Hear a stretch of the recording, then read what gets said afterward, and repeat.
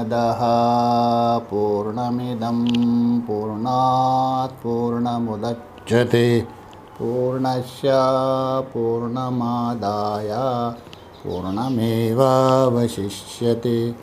ओम शांति शांति शांति।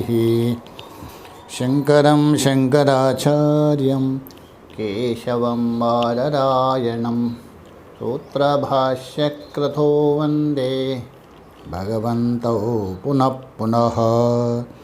ईश्वरो गुरुरात्मेति मूर्तिभेदाविभागिने व्योमवद्व्याप्तदेहाय दक्षिणामूर्तये नमः।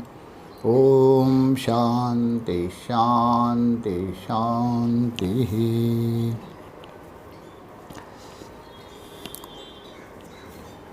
हम लोग सर्व वेदांत सिद्धांत सार संग्रह को लेकर चिंतन कर रहे हैं। विचार करते करते जिज्ञासु साधक है, उस साधक को जो बाधक बनता है काम, और उसका है दूसरा रूप इच्छा है, तृष्णा है, आशा है। ये जब तक नहीं त्यागेगा मोक्ष का विचार संभव नहीं। इसलिए वो जो काम है प्रतिबंधक करने वाला, तो यमराज से भी अधिक अनर्थ करने वाला है, पहले विचार किया था। और ये जो कामदेव है महान ब्रह्म हत्यारा है, क्योंकि आपका जो ब्रह्म साक्षात्कार है, ब्रह्म स्वरूप है, सच्चिदानंद स्वरूप है, उसका प्राप्ति का अवरोधक है, उसका प्राप्ति का प्रतिबंधक है। इसलिए वो ब्रह्म हत्यारा है। और केवल इतना ही नहीं है, प्रतिबंधक ही करता ऐसा नहीं है। सबके हृदय में बैठ कर के एक दूसरे से मोहित करवाते हुए एक दूसरे के प्रति आकर्षण करवाता है और प्रेम पाश से बांध देता है, और अपने द्वारा सारे जगत की जो वृद्धि बढ़ोतरी करता है और आध्यात्म से बहुत दूर ले जाता है।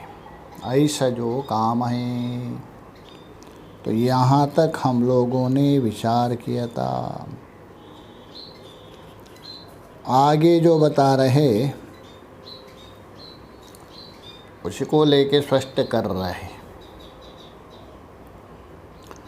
वो केवल मनुष्य के अंतःकरण में ही बैठा है ऐसा नहीं। यावत जीव मात्रा है, संपूर्ण प्राणी मात्रा है, उसके अंतःकरण में ही बैठा है। और सभी प्राणियों को जो भोग्य पदार्थ है उनके ओर स्वतः प्रवृत्त करवाता है। और उस प्रवृत्ति कैसा करवाता है उसी को ही आगे बता रहे। देखिए आगे के श्लोक में, अतोऽन्तरङ्गा स्थितकामवेगात् भोग्य प्रवृत्ति स्वत एव सिद्धा सर्वस्य जन्तो ध्रुवमन्यता चेदबोधितार्थेषु कथं प्रवृत्ति। अतोऽन्तरङ्गा स्थितकामवेगात् भोग्ये प्रवृत्ति स्वत एव सिद्धा सर्वस्य जन्तो ध्रुवमन्यता चेदबोधितार्थेषु कथं प्रवृत्ति। अतः अस्मात् कारणात्, इसलिए वो महान ब्रह्म हत्यारा है, आपका उन्नति को व्यवधान करने वाला, आपका उन्नति को रुकवाने वाला है। इसलिए अतः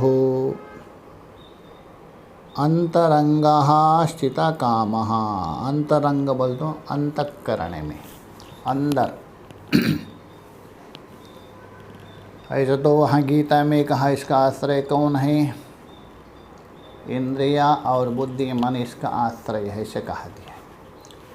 किंतु मुख्य रूप से अंतःकरण में ही, अंतःकरण के द्वारा धीरे धीरे इंद्रियों में माना जाता है। तो इसलिए अंतःकरण में स्थित,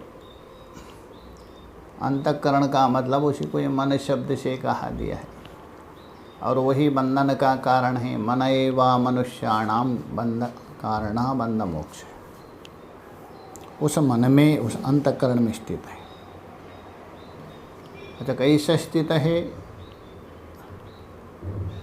वो मूर्त रूप से नहीं, भान नहीं होता, किंतु कार्य से अनुमान किया जाता है।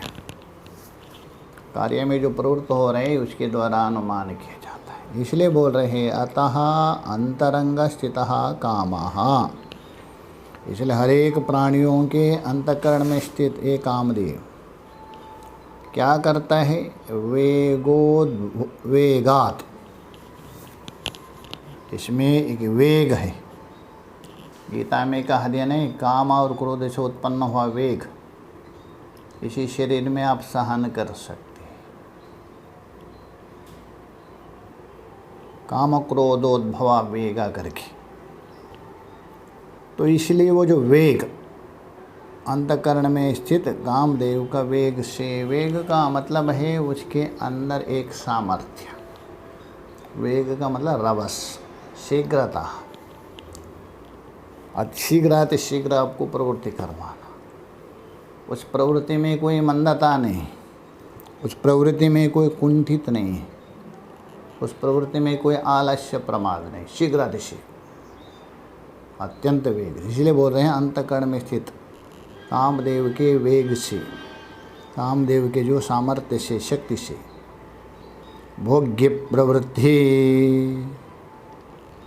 स्वतएव सिद्धा। किनकी भोग्य? प्राणियों को, समस्त जीवों की जो भोग्य पदार्थ है उसमें प्रवृत्ति स्वतः ही सिद्ध होते। कोई प्रवृत्ति करवाने की जरूरत नहीं है, किसी को बताना नहीं पड़ता है। भोग्य वस्तु में प्रवृत्त होने के लिए किसी को प्रेरित करना हो अथवा कोई उपदेश करने की आवश्यकता नहीं, वो स्वतः प्रवृत्ति। देखिए लोक में भी अच्छा कार्य है, शास्त्रीय संस्कार है, सत्कार्य है, उसको बार बार कहने पर कुछ ही लोग प्रवृत्त हो सकते हैं, सभी नहीं।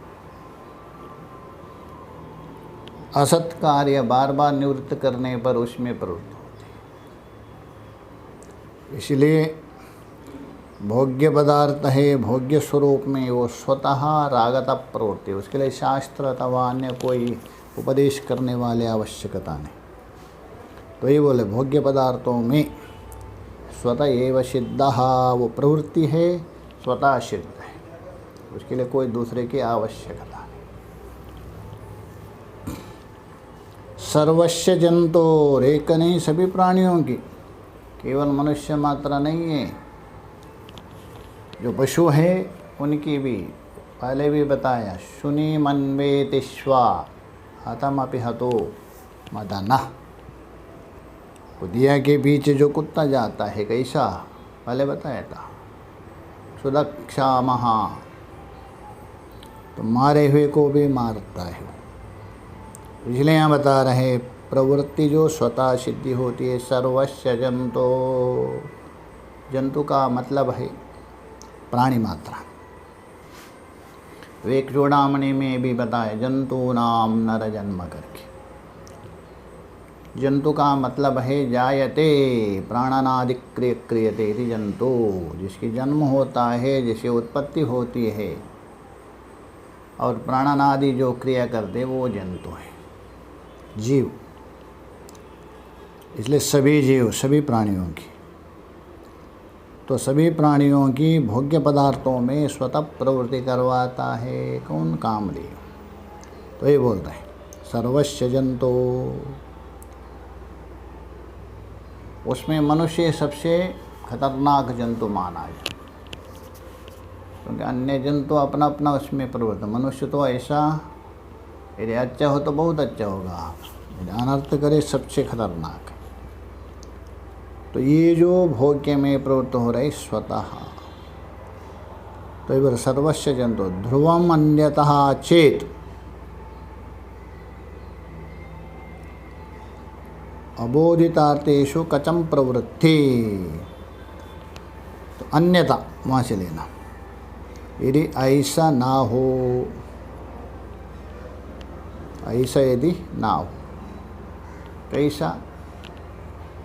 अर्थात वो जो कामदेव है सभी प्राणियों के हृदय में रहकर स्वतः प्रवृत्त करवाता है, यदि ऐसा ना हो तो अबोधितार्थेषु कथम प्रवृत्ति, जो अबोधित है, अज्ञात पदार्थ है, उसमें कैसा प्रवृत्ति होगा?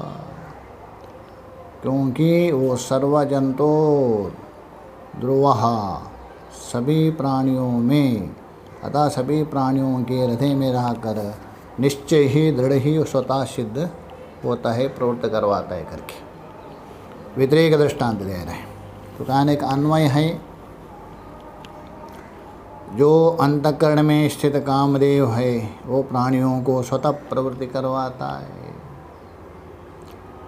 और अंतःकरण में स्थित काम यदि नष्ट हो गया उसको स्वतः प्रवृत्ति नहीं होती है। ज्ञानी पुरुषों में, ज्ञानी पुरुष है परेच्छ के द्वारा प्रवृत्ति होती है अथवा अनिच्छ के द्वारा प्रवृत्ति होती है, स्वेच्छा नहीं होती। कभी कभी प्रारब्ध हो स्वेच्छा भी देखा जाता है, क्योंकि उनका जो अज्ञान निवृत्त हो गया, अज्ञान निवृत्त होने से कामना भी निवृत्त हो गई, इसलिए उनमें प्रवृत्ति अधिक नहीं देखी जाती है। तो इसलिए बता रहे अन्यतः, अर्थात निश्चय ही वही प्रवृत्त करवाता है। अन्यथा यदि ना होता तो अज्ञात पदार्थ जिसको आप जानते नहीं हैं, अभी तक इसका विशेष ज्ञान भी नहीं है, ऐसा पदार्थों में भी प्राणियों की प्रवृत्ति कैसे हो सकती? कोई कार्य अभी तक किया नहीं, उस नया कार्य में कैसे प्रवृत्त हो रही देखा जाते संसार में, जानते ही आप।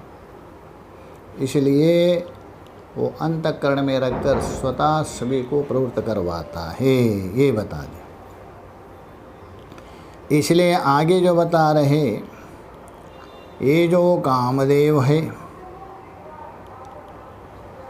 उसके कारण सभी प्राणियों में भोग कामना अत्यंत बलवान होती है। योग कामना है नहीं कि बराबर, उसको जगाना पड़ता है, उसको बता रहे देखिए। तेनैव सर्वजन्तूनां कामना बलवत्तरा जीर्यत्यपि न देहेऽस्मिन् कामना नैव जीर्यते। तेनैव सर्वजन्तूनां कामना बलवत्तरा जीर्यत्यपि देहेऽस्मिन् कामना नैव जीर्यते। तेना, तेनैव, तेनैव बोलते उसी के द्वारा, किसी के, सभी प्राणियों के हृदय में रहने वाले कामदेव से। तृतीय है सर्वजंतूनां, बचकर हम बार बार प्रयोग करें, जंतु जंतु सभी प्राणियों की कामना बलवत्तरः, उसी कामदेव से ही सभी प्राणियों के, मनुष्य मात्र नहीं, जो जो जिसमें प्राण है, ऐसा प्राण वाले जो भी प्राणियों की भोग कामना अत्यंत बलवान होती है। देखिए भोग में आप बिना प्रवृत्ति से, बिना संकेत से व्यक्ति प्रवृत्त हो सकता है। योग के लिए बार बार प्रवृत्ति, बार बार आप संदेश, बार बार उपदेश, बार बार प्रेरणा करने पर भी प्रवृत्ति नहीं के बराबर है। इसलिए बोल रहे बलवत्तरा, बलवती होती है। और जीर्यत्यपि अस्मिन् देहे, इस शरीर के जीर्ण शीर्ण होने पर, नष्ट भ्रष्ट होने पर भी, शरीर जीर्ण शीर्ण हो रहे, नष्ट हो रहे होने पर भी कामना नैव जीर्यते, भोग कामना जीर्ण नहीं होती है। भोग की कामना उसके उतने ही तरुणायते, जीर्यते जीर्यते केश शरीरादि, कृष्ण ने कहा तरुणायते, ऐसा आता है। जीर्ण हो गया शरीर, केश, बाल सारा जीर्ण हो गया। तृष्ण ने कहा तरुणायते, तृष्णा तरुण ही रहेगी आपको, कभी जीर्ण नहीं होती वो। इसलिए वहाँ भर्तृहरि ने कहा तृष्णा न जीर्णा वयमेव जीर्णा, तृष्णा कभी जीर्ण नहीं हो गई, तृष्णा कभी शीर्ण नहीं हो गई, किंतु ये जो हम शरीर है जीर्ण शीर्ण हो गया। इसलिए भाष्यकार जी बोले देहेस्मिन् कामना नैव जीर्यते, इसलिए उनका चित्त हर समय जवानी रहता है, बुढ़ा नहीं होता है। तो इसलिए शरीर भले ही बुढ़ा हो, चित्त बुढ़ा नहीं होता। इसलिए कहा दिया है पंचतंत्र में, ज्ञानी और अज्ञानी में, विवेकी और अविवेकी में अंतर दिखा दिया। वहाँ विवेकी पुरुष है, विचारवान पुरुष है, गुरु के सन्निधि में जाके शास्त्र का श्रवण और अनुसंधान करने वाले, उनका चित्त और भोग वासना में जो लिप्त है उनका चित्त में बहुत अंतर बता दिया। आदौ चित्ते तथा काये सतां संपद्यते जराः, असतां तो पुनः काये नैव चित्ते कदाचन, ऐसा कहा दिया। आदौ चित्ते तथा काये, सबसे पहले उनका शरीर तो जर्जर होना है, नष्ट भी होता है, किंतु विद्वान पुरुष है, विचारक पुरुष है, उसका सबसे पहले चित्त बुढ़ा होता है। चित्त बुढ़ा होना मतलब परिपक्वता को प्राप्त होना, विचार को प्राप्त होना, शांतता होना। तो इसलिए आदो चित्ते ततो काय, उसके बाद में उसका शरीर जीर्ण होता है। पहले मन बुढ़ा होता है, उसके बाद शरीर। किनका? सताम संपद्यते, जो सत्पुरुष है, साधु पुरुष है, महापुरुष है, उनका।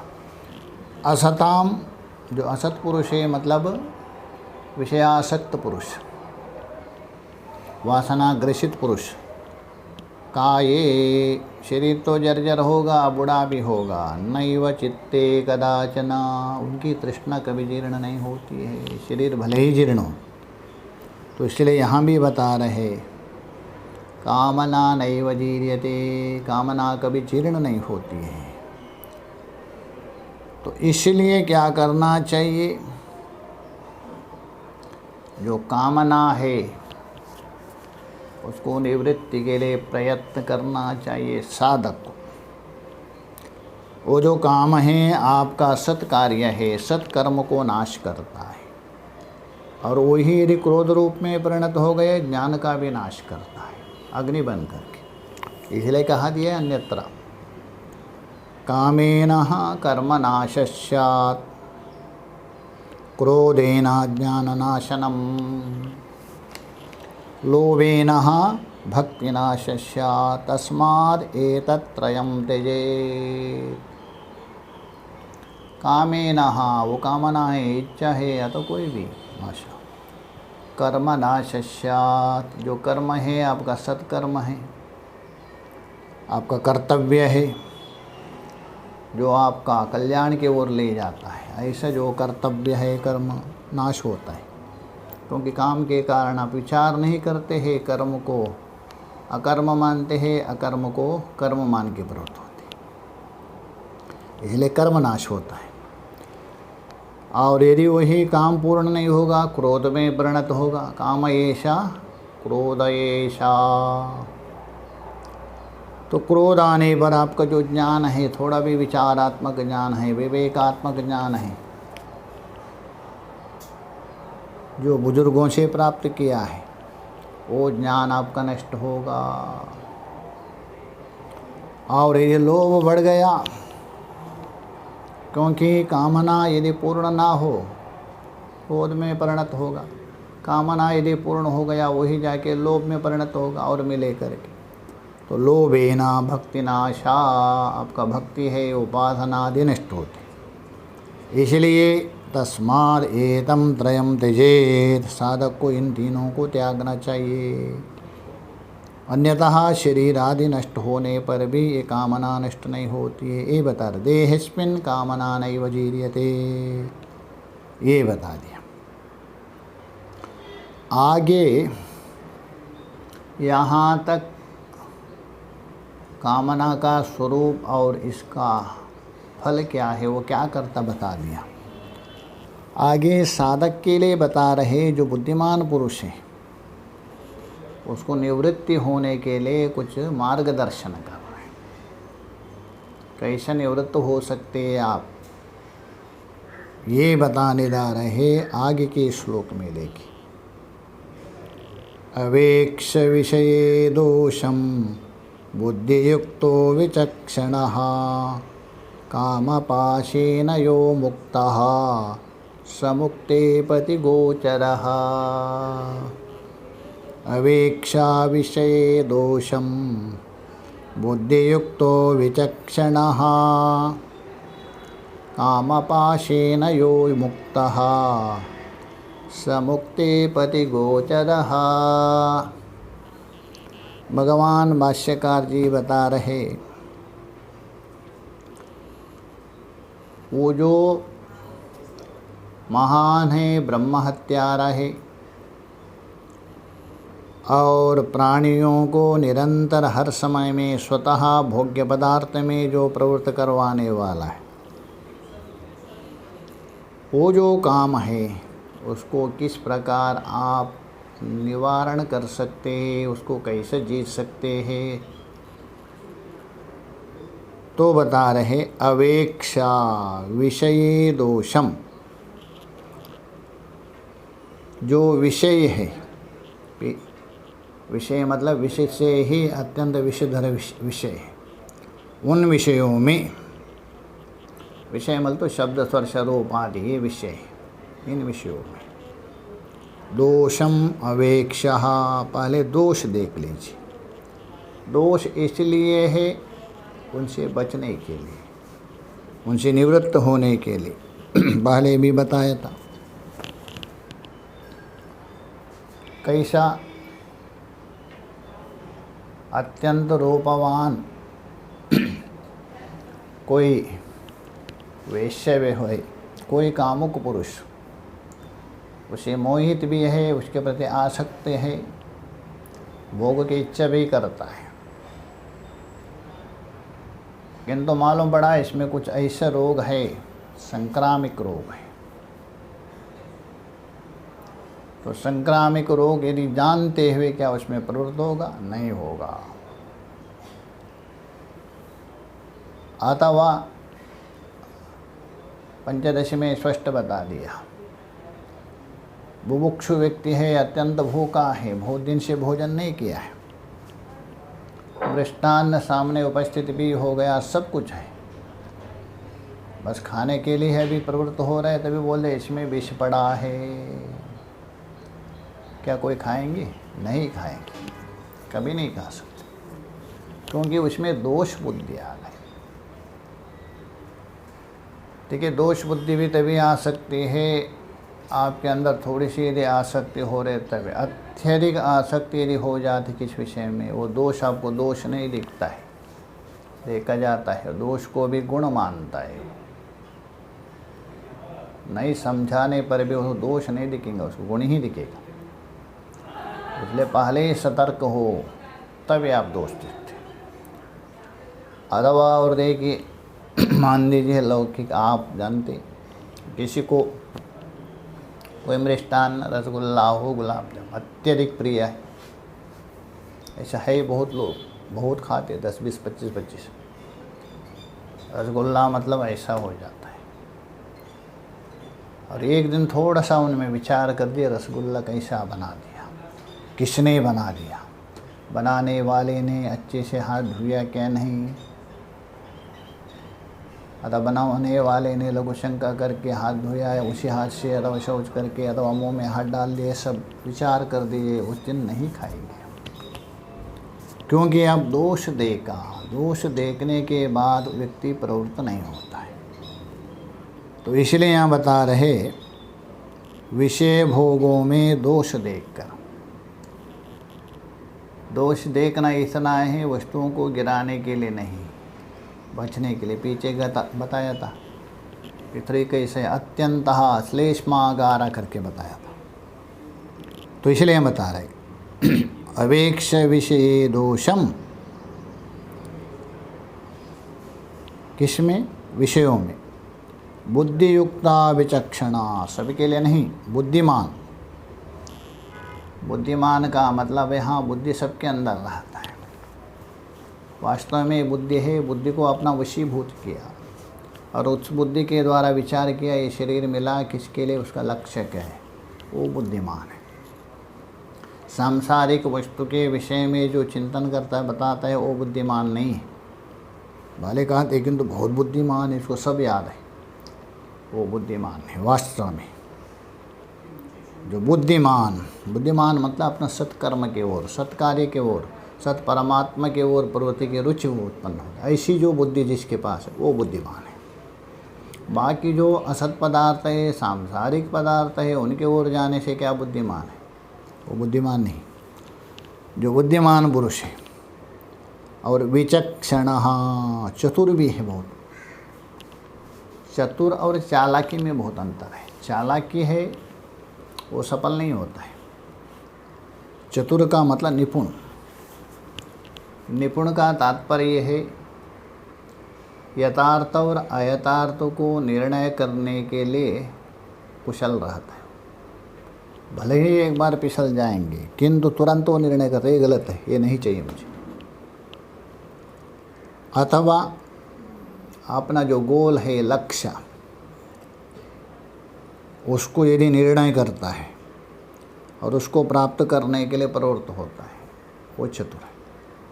तो उस लक्ष्य की ओर जाते हुए बीच में भले ही वो इधर उधर जाए किंतु लक्ष्य से नहीं भटकता है, इसलिए वो चतुर है। तो इसलिए यहाँ बता रहे बुद्धिमान और चतुर पुरुष इस प्रकार विषय भोगों में विचार से दोष देखकर, तो ये बोल रहे हैं काम पाशेना, कामदेव का जो पाश है 5 बाणों से वो भेदन करता है व्यक्ति। पंचबाणस्य सायका, 5 बाण मानते, अशोकम चोतम करके इन 5 बाणों से हर एक व्यक्ति का हृदय में वो जाके ऐसा उतल पुतल करवाता है। उस जो काम पाश से यो मुक्ता, अर्थात जो मुक्त हो जाता है, काम पाश से छुटकार पा जाता है, सा मुक्ति पति गोचरा, वही मुक्ति के मार्ग में आरूढ़ है, वही मुक्ति मार्ग के अधिकारी है, वही मुक्ति में योग्य बन जाता है। किंतु विषयों में पहले दोष देखना चाहिए। देखिए 13वें अध्याय में बताए 9वें श्लोक में, जन्म मृत्यु जरा व्याधि दुख दोषानुदर्शनम। गीता में जन्म है उसमें दोष देखिए, जन्म क्या है पीछे बताया था। यहाँ इसी ग्रंथ में पहले गर्भावस्था में बता दिया, शैशव अवस्था में बताया, कौमार अवस्था में बता दिया, यौवन अवस्था में क्या दोष बता दिया, बुढ़ापे में बता दिया, मृत्यु के बाद बता दिया, सारा बता दिया, एक एक स्पष्ट करके बता दिया भगवान वचन। गीता में भी जन्म मृत्यु जरा व्याधि दुख दोषानुदर्शनम, इनमें दोष देखने से धीरे धीरे जो प्रवृत्ति का कारण, बंधन का कारण, तो काम पाश से मुक्त हो जाता है और वह ही मुक्ति मार्ग का अपना कल्याण का, ये जो अविद्यादि बंधन से निवृत्त होने का अधिकारी बनता है। तो वही बता रहे मुक्ते पति, पति बोल तो मार्ग, ज्ञान मार्ग, श्रवण मनन निधिध्यासन, उसका गोचरहा, यहाँ गोचर का मतलब उसका मुक्ति का मार्ग का वो अधिकारी बनता है।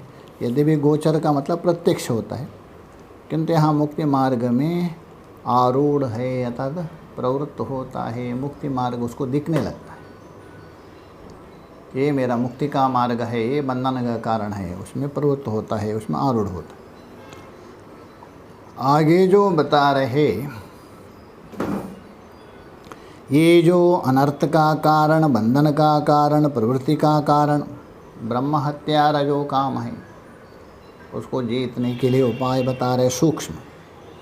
आगे के श्लोक में 62वां, कामस्य विजयोपायं सूक्ष्मं वक्ष्याम्यहं सतां संकल्पस्य परित्यागा उपाया सुलभो मतः।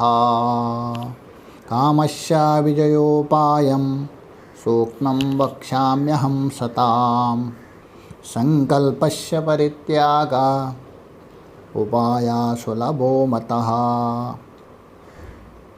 कामदेव है, सबको अनर्थ करवाने वाला है। विजया उपायम, उसके ऊपर आप विजय पाना चाहते हो, उससे जीतना चाहते हो, उसको परास्त करना चाहते हो, उसके लिए सूक्ष्म उपायम सताम अहम वक्ष्यामि, जो सूक्ष्म है, बारीक है, उस उपाय को सताम बोल तो सज्जनों के लिए मैं कहता हूँ। जो जिज्ञासु है, सज्जन है, उनके लिए। जो सज्जन नहीं है, भोगी है, वो तो मजाक उड़ाएंगे, ये क्या कर रहे करके। इसलिए सज्जनों को मैं बता रहा हूँ। सज्जन मतलब सत परमात्मा की ओर जाना चाहते, अपना कल्याण करना चाहते हैं, धर्म मार्ग में चल रहे उन लोगों को, इसलिए वो विशेषण दिया है। ऐसे जो सज्जन है, सत्पुरुष है, उन सज्जनों के लिए अहम वक्ष्यामि, मैं कहूँगा। आचार्य जी बता रहे हैं, क्योंकि यदि सज्जन ना हो, वो तो अनर्थ कहा दिया है। उपदेशतु मूर्खाणाम प्रकोपाया न तो शांतये। तो मूर्ख है, दुष्ट व्यक्ति है, उसका उपदेश करना केवल उसका क्रोध बढ़ाने के लिए। एक तो आपका परिश्रम व्यर्थ हो जाएगा, उसके ऊपर आप उनका शत्रु बन जाएंगे, आपके ऊपर क्रोधित हो जाएगा, क्या बड़बड़ करता है पता नहीं करके शत्रु बन जाएगा वो। इसलिए उपदेश तो मूर्खाणाम प्रकोपाया न तो शांत, उनको शांति करने के लिए नहीं, प्रकोप। विषपानः भुजंगानाम केवलम विषवर्धनम, यदि सर्प को दूध पिला करके उसमें विष हटा दे दो, जंग को दुग्ध पान करवाने से विष निवृत्त नहीं होगा, केवलम विषवर्धनम, विष बढ़ जाता है। वैसे ही मूर्ख को उपदेश करने से, इसलिए भगवान भाष्यकार जो बता, नहीं सताम, सज्जनों के लिए, जो सत्पुरुष है उनके लिए, साधु है उनके लिए मैं कहूँगा, क्योंकि वो कुछ सुनेंगे और प्रवृत्त भी हो जाएंगे। तो ये बोले कामस्य विजया उपायम सूक्ष्मम सताम अहम वक्ष्यामि, अर्थात मैं कहूँगा। इसलिए सावधान चित्त से, एकाग्र चित्त से सुनो। संकल्पस्य परित्यागा, आपका जो संकल्प है, और ये बताएंगे संकल्प को लेकर, गीता में भी बताया संकल्पा प्रभावान कामान करके। जो संकल्प है उसका परित्याग करो। आपके अंदर जो संकल्प उड़ता है, ये संकल्प ही अनर्थ का कारण है, और स्पष्ट करेंगे आगे। उस संकल्प का परित्याग, उसको त्याग ही क्या है, सुलभो उपायामतः। संकल्प का परित्याग करना यदि आ गया आपके अंदर, वही सुलभ उपाय माना जाता है। किंतु संकल्प का परित्याग ऐसा नहीं होगा, आपके अंदर संकल्प होते रहेगा। इसलिए आपको नीचे से जाना पड़ेगा धीरे धीरे। यम है, नियम है, संयम है, और प्रमाद आलस्य से हर समय सतर्क रहना पड़ेगा। सतगुरु के शरण में रहना पड़ेगा। धीरे धीरे ब्रह्मचर्य आदि अभ्यास करते करते करते करते बाद में आपका मन स्थिर हो जाएगा, तभी संकल्प के ऊपर विजय होगा।